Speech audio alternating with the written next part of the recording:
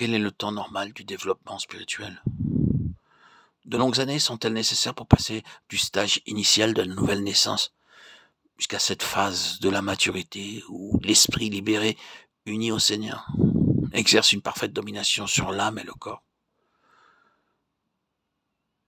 Nous ne pouvons rien préciser à ce sujet. Toutefois, la façon dont l'apôtre s'exprime dans sa lettre aux Corinthiens et ce qu'écrit l'auteur de l'Épître aux Hébreux implique le blâme à l'endroit de ceux qui se sont attardés dans la période du premier âge. Ils sont encore charnels, dit l'apôtre. Ils ont encore besoin de lait parce qu'ils sont restés faibles spirituellement parlant. Alors qu'ils devraient passer maîtres et pouvoir guider d'autres âmes. Ces lignes prouvent que la première période peut durer plus ou moins longtemps. Il est probable que la mesure de vérité saisie, appropriée, et la connaissance d'une part, le degré de consécration d'autre part, détermine sa durée. Il ressort clairement du langage de l'apôtre que l'attitude du croyant a une grande répercussion sur ses progrès. À ceux qu'il vient de reprendre à cause de leur négligence à écouter de sorte qu'ils en sont encore aux éléments, il dit, laissant les premiers principes de la doctrine de Christ, tendons à la perfection, Hébreux 6. Parole presque identique à celle qu'emploie l'apôtre dans sa lettre aux Philippiens. Je cours vers le but.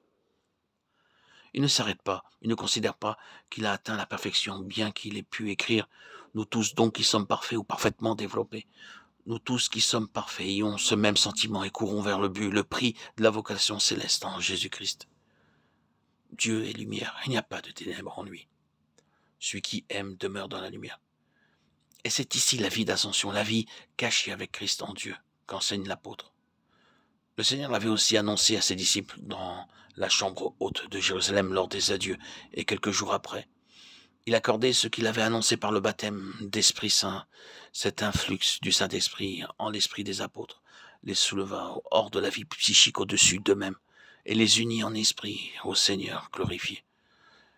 Alors vraiment, ils demeurèrent en lui en eux, et le monde crut, témoin de l'unité des disciples, l'unité rendue parfaite dans l'amour, qui bannit la crainte des personnes en grand nombre, se convertirent en les voyant marcher dans la lumière, une lumière telle que l'égoïsme coupable d'Ananias et de Saphira ne put y subsister. Il est donc d'une importance capitale que l'Église